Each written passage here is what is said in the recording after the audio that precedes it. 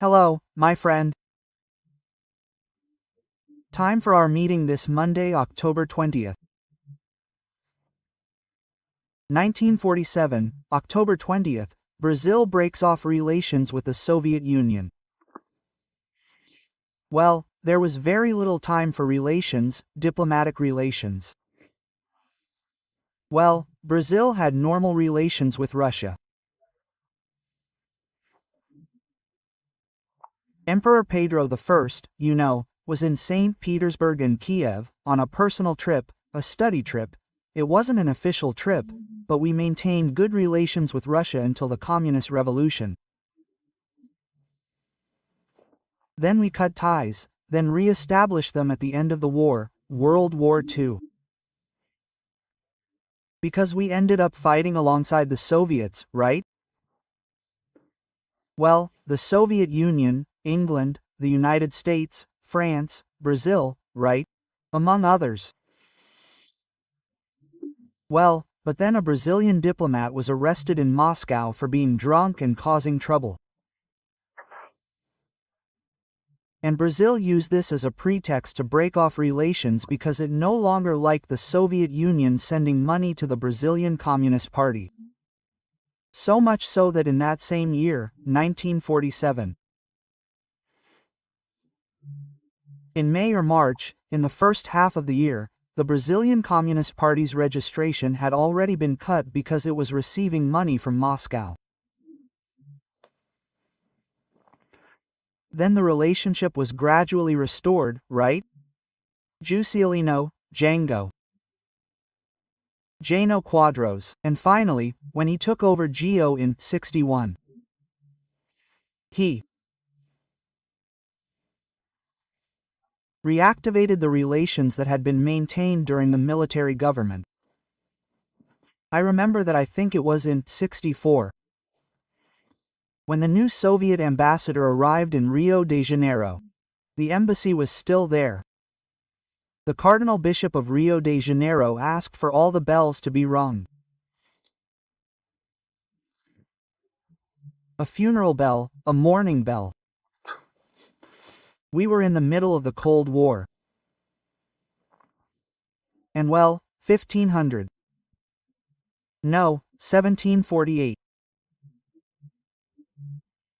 During the Inquisition in Portugal, the last Brazilian convicted by the Inquisition was executed.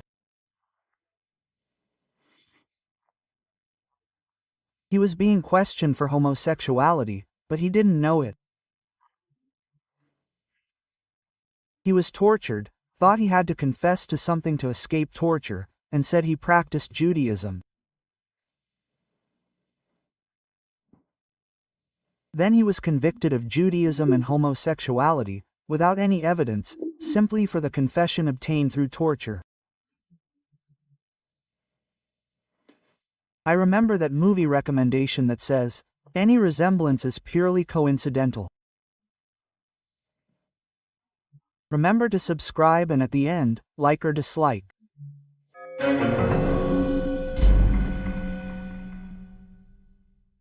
Well, yesterday I didn't have time to talk about much of what I'm going to talk about today, starting with the election in Bolivia, right? Comrade Evo Morales is completely out, a card out of the deck, right? Morales means more ice when translated into Portuguese, right? Well, anyway, one Morales less. He's even on the run because he was convicted of trafficking minors. That group, right there in the neighborhood, right, in Paraguay. Lugo, right, who was also a leftist president, was a priest and took it literally, right, because priest means father, right? He took it literally, he was a father many times. Yeah, and Evo denies having trafficked teenagers. He's on the runoff in the middle of the Coca region, but his party, the MAS, which is, moving towards socialism, will have to change course, because he got 3% in the first round, didn't even make it to the second round, which was last Sunday, it was yesterday, right?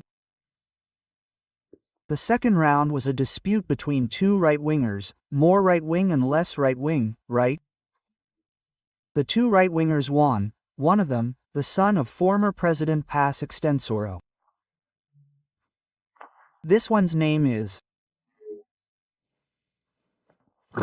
Rodrigo Paz. He was a senator, started out as a councilman, right? He was then a national deputy and finally a senator. The other candidate who was running against him, he had already been president, right? A dispute between the right-wingers. Well, right-wing. Senator Rodrigo Paz, his father, Jaime Paz, extension, was president in 1989. After that, 19 years of left-wing power, the Bolivian people can't take it anymore. In other words, the left didn't even make it to the second round. One of the goals of the new Bolivian president is that the state isn't the center is the people. Capitalism for all. Evo Morales ordered a blank vote. It didn't do any good. Do you remember how he won the Petrobras refinery? I think he nationalized more than one Petrobras facility in Bolivia. Lula didn't want to argue, so he left it to him in 2006. Then he made a deal with Petrobras as well. Petrobras lost almost $1 billion in that deal over spending and gas quality. Lula said, "No, the strongest must yield to the weakest, right?" But all of this is Brazilian national heritage, right? When they say Petrobras belongs to Brazilians. Yes, so he can't give away what belongs to Brazilians, right? But anyway, with this result, we now have Argentina, Peru, right? Ecuador. Bolivia, right? Right wing. Paraguay. Uruguay can't be called right-wing, but neither can it be called left-wing. Uruguay is a more politically advanced country than we think, right? Chile, which is left-wing, will turn completely right in the next election. All the polls are saying that, right? Petro is still there in Colombia, which Trump is now calling the head of drug trafficking. There's another drug trafficking boss in Venezuela, right? And we have Brazil, right? Well, Lula must be nervous there. There's an election next year, right? Well, there are many reasons to be nervous.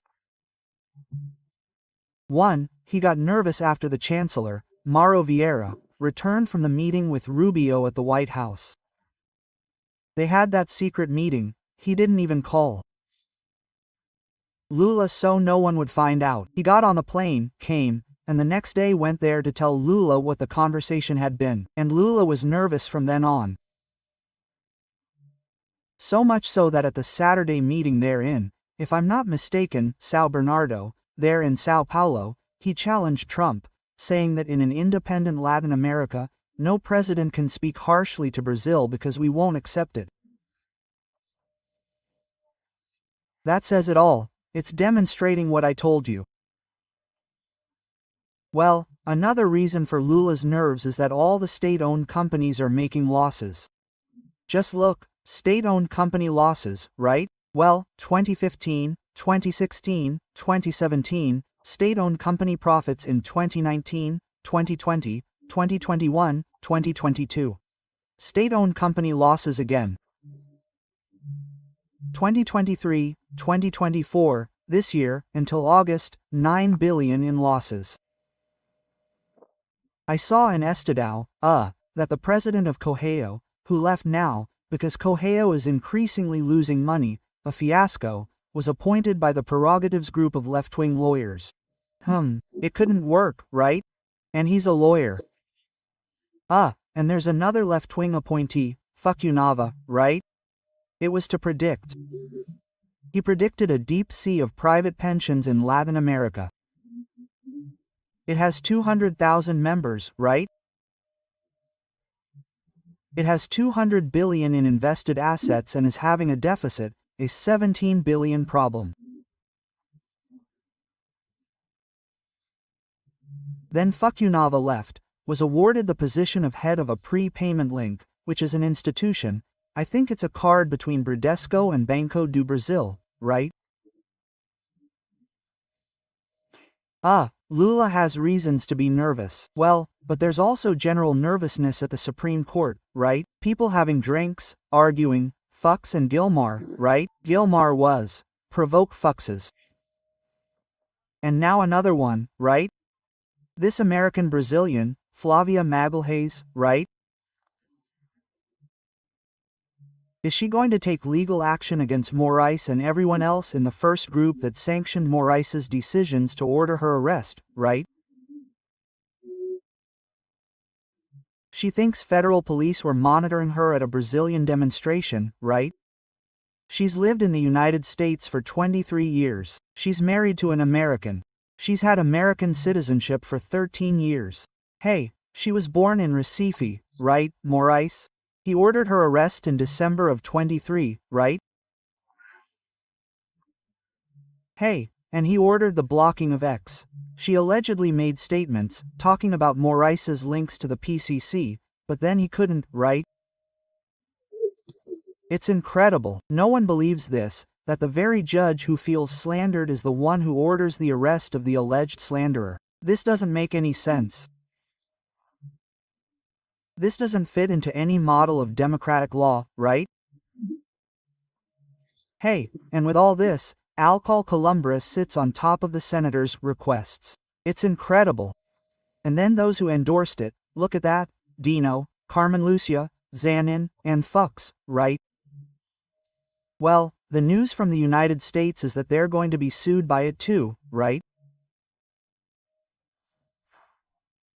The lawyers are the best in the United States, because Elon Musk offered to pay for the best lawyers in the United States, right? Well, and he didn't have time to talk either.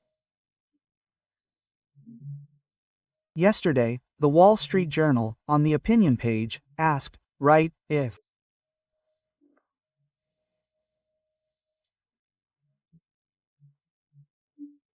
Brazil hacked into the Customs and Border Protection System, the CON and, Border Protection, right, to defraud Felipe Martins' entry.